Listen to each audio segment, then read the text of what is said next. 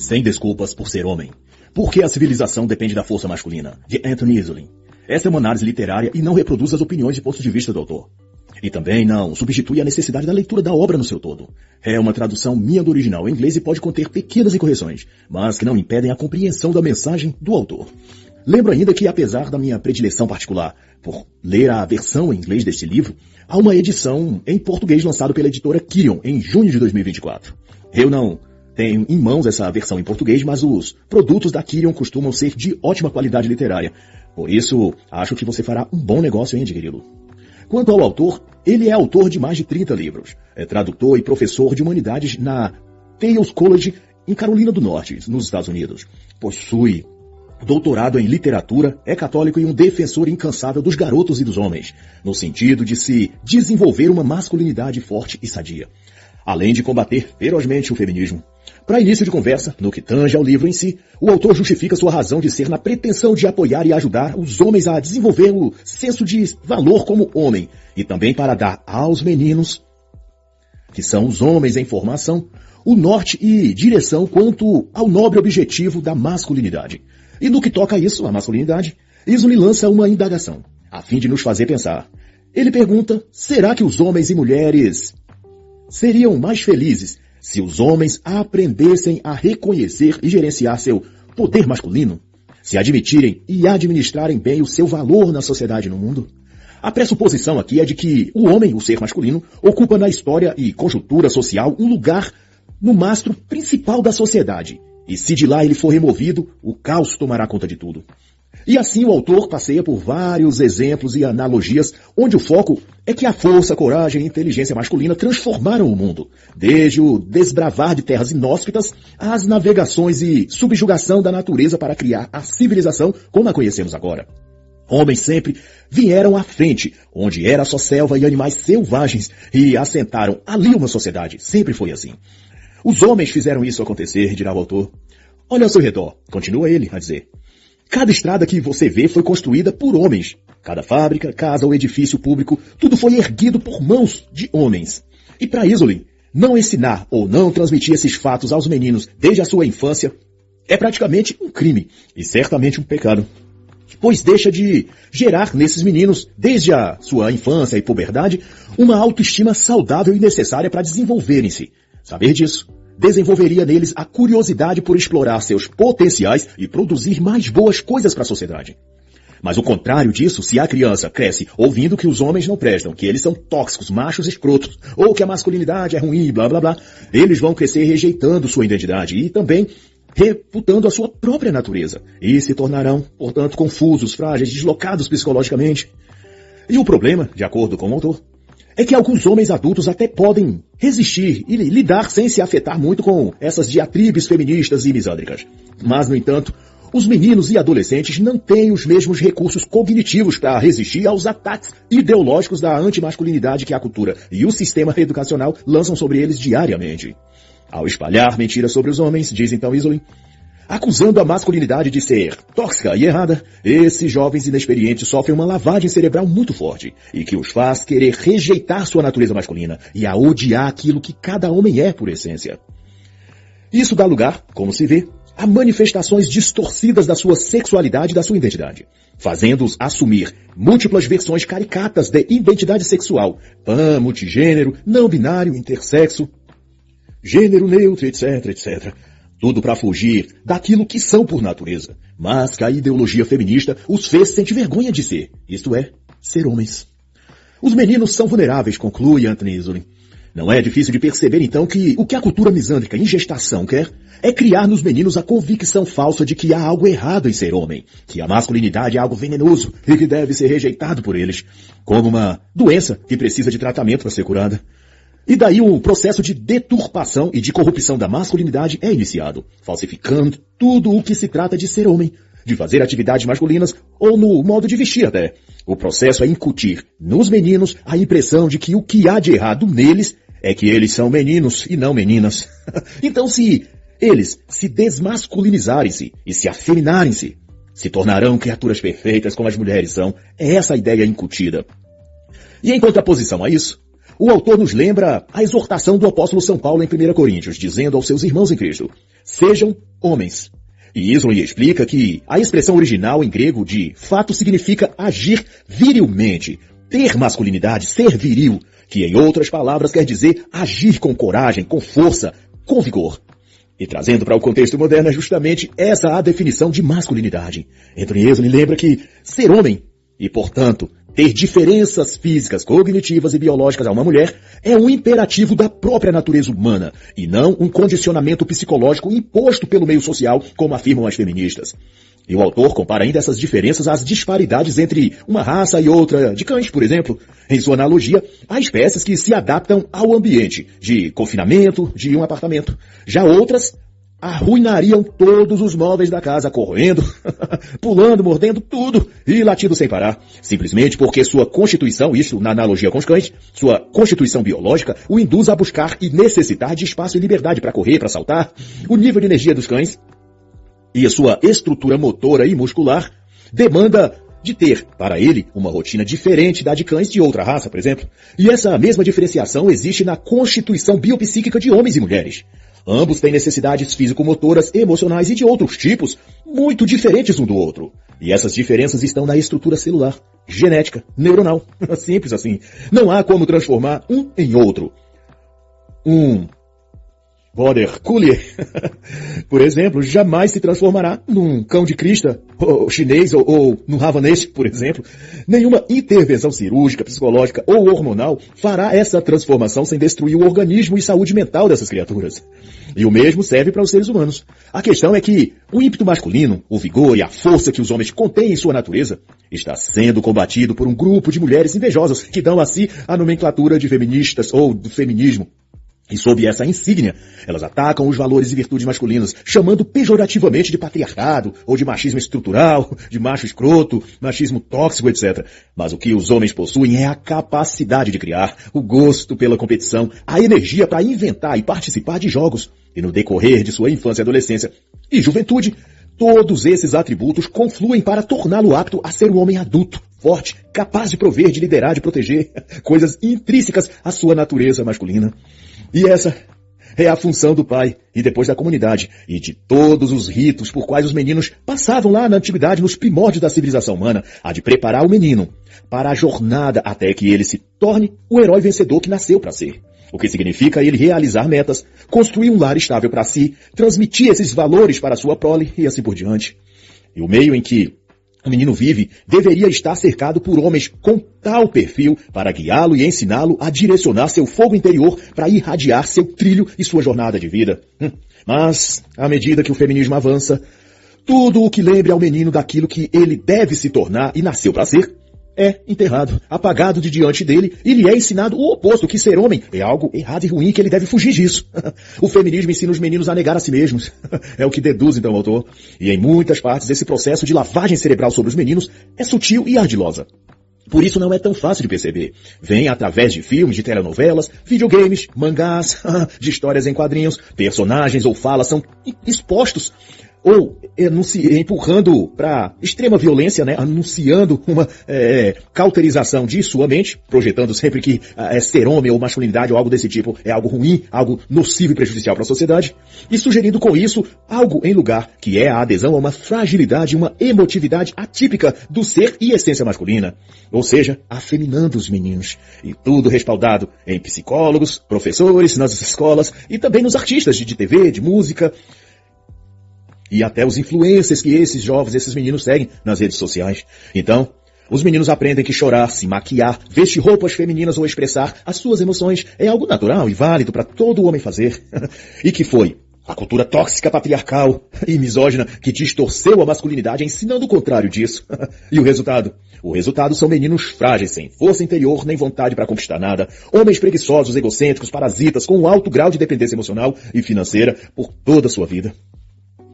Então, para destacar a importância da masculinidade e de homens capazes de expressar a masculinidade, o autor lembra que quase tudo que existe na sociedade contemporânea que melhoram a vida das pessoas nos aspectos, sejam tecnológicos ou outros, foram criados por homens. Desde os arquedutos lá da Roma Antiga, aos foguetes espaciais, aos satélites de Elon Musk, ou até instrumentos usados nas cirurgias médicas e por aí. A maioria necessitou de mãos masculinas para vir a existir e foram esses atributos, que agora chamam de machismo e patriarcado, que contém a energia criativa e o senso desbravador do ser homem. Retire dos homens isso e os seus impulsos masculinos se deformarão. A sua força, a sua testosterona serão desfalecidas. E ao contrário, ensine a serem frágeis e chorões, a expressar a emotividade, e a humanidade entrará no verdadeiro colapso. Pois a mesma essência que faz o indivíduo ser um exímio pedreiro, um excelente carpinteiro, um ótimo médico, um inventor, um soldado, um cientista, é também a que faz o ser homem por completo. Isto é, sua masculinidade. Não dá para tirar esse núcleo, essa raiz, e deixar apenas os frutos. Se um homem deixa de ser homem, de ter masculinidade, de saber expressar sua masculinidade, se comportar como homem, de ser macho, de ter expressões e manifestações masculinas, ele também deixa de ter criatividade. Ele perde a sua vontade de desbravar e de desenvolver coisas. E nesse ponto, um alerta que precisa ser feito.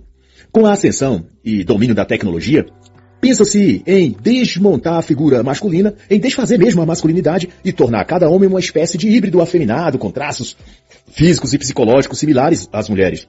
E no que tange aquilo que só a masculinidade foi capaz de produzir, as invenções tecnológicas, por exemplo, e diversas outras coisas, se premeia que a inteligência artificial e a robotização venha a fazer isso, a substituir tudo que o homem fez e criou na sociedade. E se isso der certo, será uma era de descarte dos homens, da extinção da masculinidade, já que não é necessário homens para criar e desenvolver coisas. Eles podem se tornar versões caricatas de mulheres. E isso é conseguido através de tirar dos meninos a autoconfiança e a autoestima deles. Tirando deles o seu prazer e vocação por esportes, de competição ou de demonstração de força e coragem. É por isso que acontecem esses procedimentos, principalmente nas escolas. Toda vez que se desestimula esses jovens do sexo masculino a trocar seus esportes ou brincadeiras de guerras, de batalhas, de lutas, por coisas mais pacíficas e inclusivas, está, por consequência, matando nesses meninos a semente que geraria neles um futuro empreendedor, um futuro cientista, um desbravador em qualquer área que seja.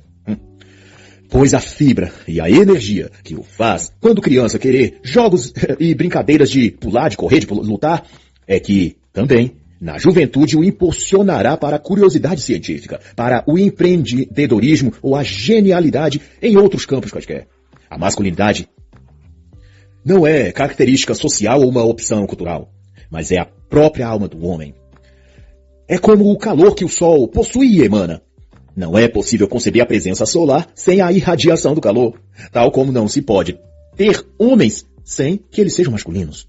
Se olharmos ao redor, essa é a constatação lógica observável aqui, nós veremos cercado por grandes construções, estruturas industriais, arquitetônicas, objetos de todos os tipos e para todos os usos.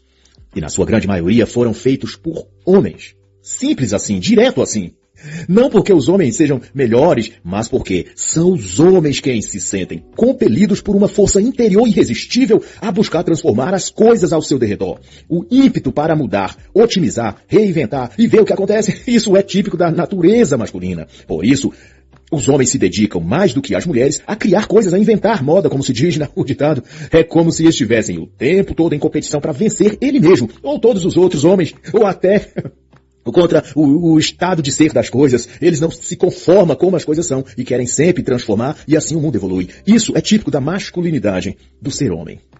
O homem quer mudar e evoluir. E isso também vem da sua testosterona. Tire isso deles e o mundo estagnará. Simples assim. Portanto, cabe também aos homens terem orgulho por suas realizações e por aquilo que eles são como gênero humano.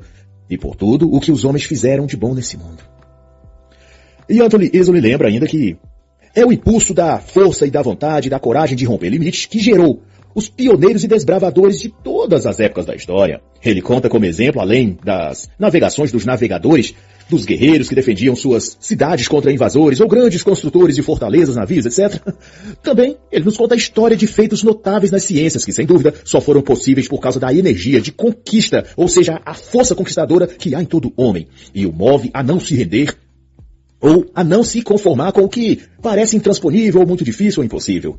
Isolde traz o relato, por exemplo, de Andrew Wiles, um garoto genioso e destemido que aos 10 anos de idade resolveu que iria colocar à prova uma determinada proposição aritmética. Ele tinha ficado intrigado ao descobrir que uma certa equação, a conjectura de Fermat, tinha sido estabelecida há tanto tempo, mas nunca demonstrada na prática.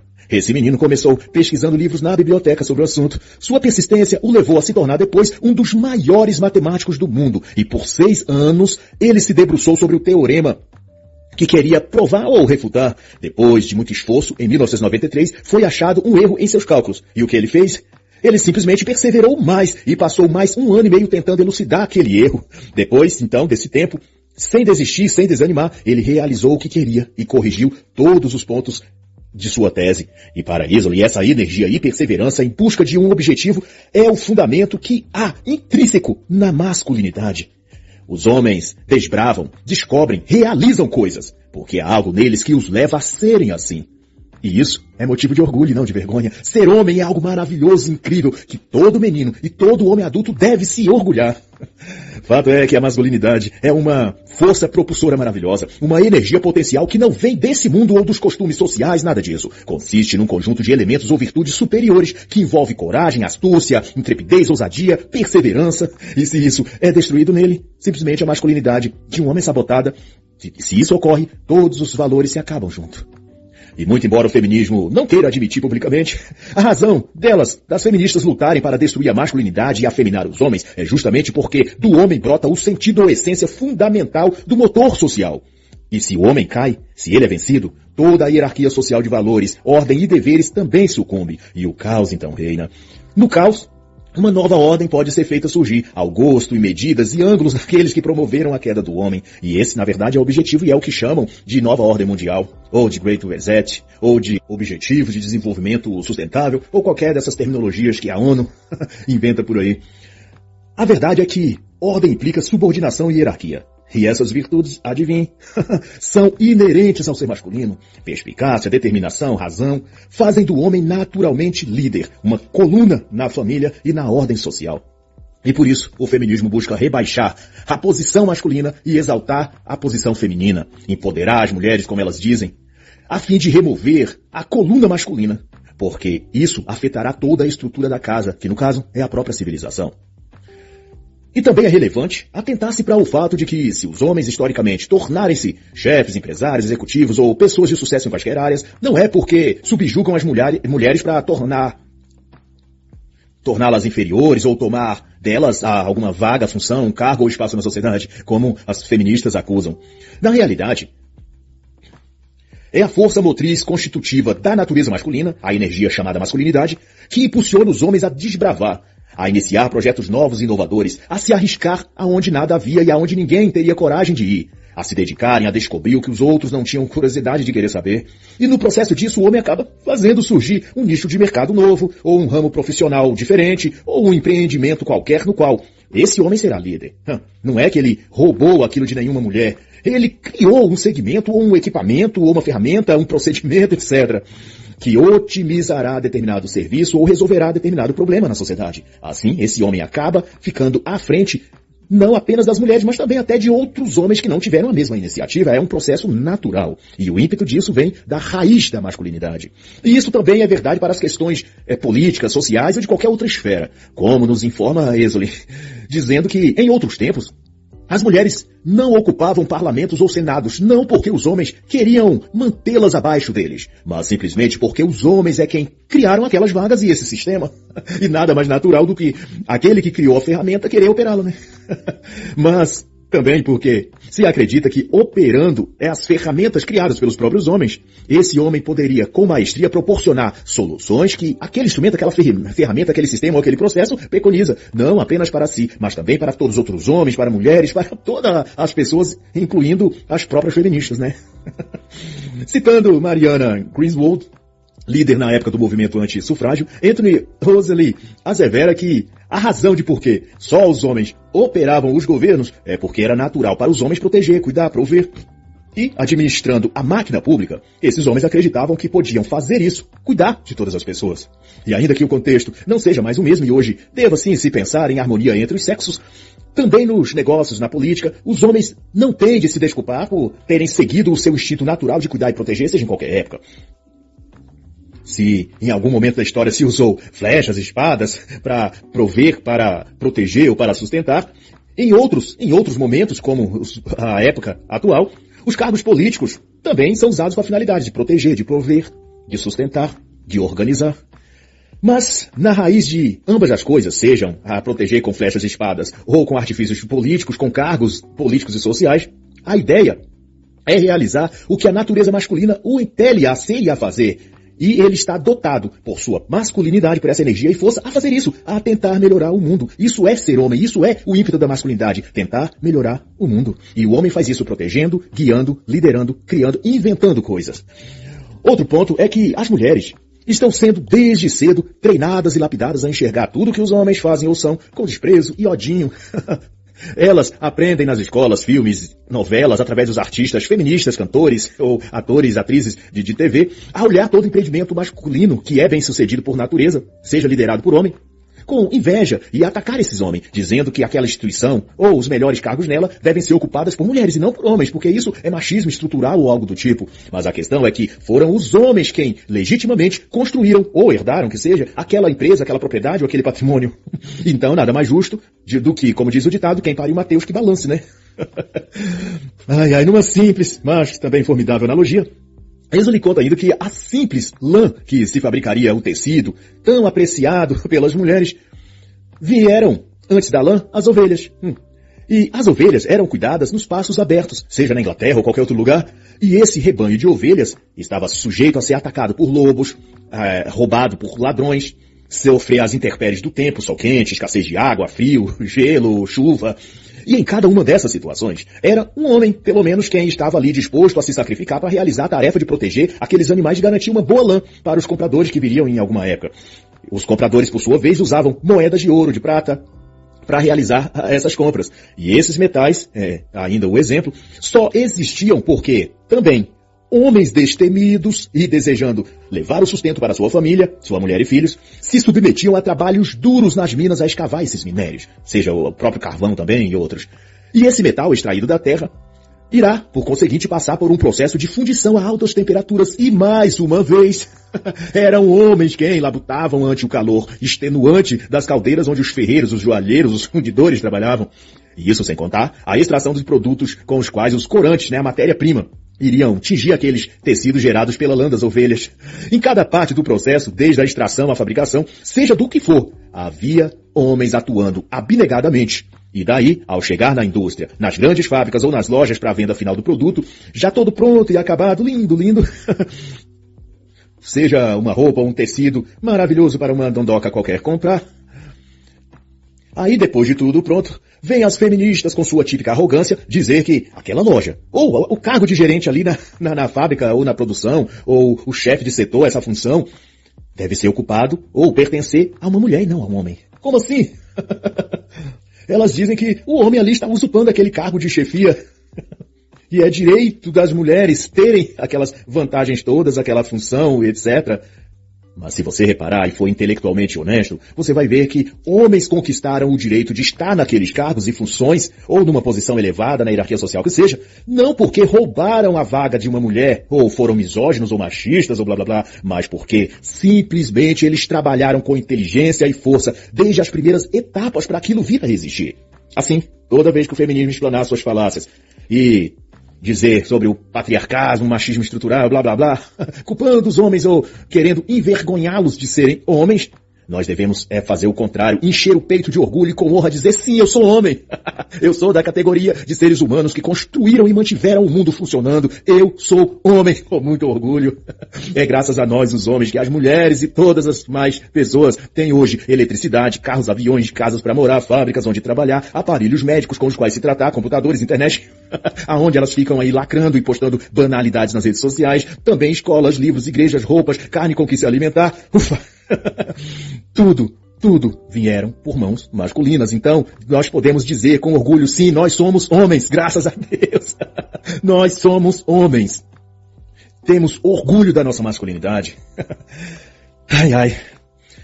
Seguindo Isolin, ele diz que é totalmente plausível dizer que a masculinidade melhorou o mundo. E se o feminismo fala diferente disso é porque é conduzido pela inveja e pelo ressentimento, assim como Satanás, que, amargurado por não ser como Adão, escolhido e dotado por Deus para conduzir o Jardim do Éden, Satanás optou por criar então divisão, fofoca, briga, desunião. E não é isso que há no meio feminista? Não é isso que elas oferecem por aí? Porque se você reparar, é isso que as mulheres estão sendo ensinadas e doutrinadas a serem a fazer. Criar intrigas, serem petulantes, soberbas, serem mal agradecidas, a vomitar ódio invejoso sobre todos os homens. Mas, disso tudo, a boa notícia é que nenhuma mulher precisa ser refém perpetuamente do feminismo. Ela pode se libertar e buscar o caminho da conciliação e da harmonia. Pois, afinal das contas, está escrito: humilhai-vos, pois, debaixo da potente mão de Deus, para que a seu tempo ele vos exalte. 1 Pedro 5, 6. E assim encerra a análise da obra Sem Desculpas por Ser Homem, porque a civilização depende da força masculina, de Anthony Easley.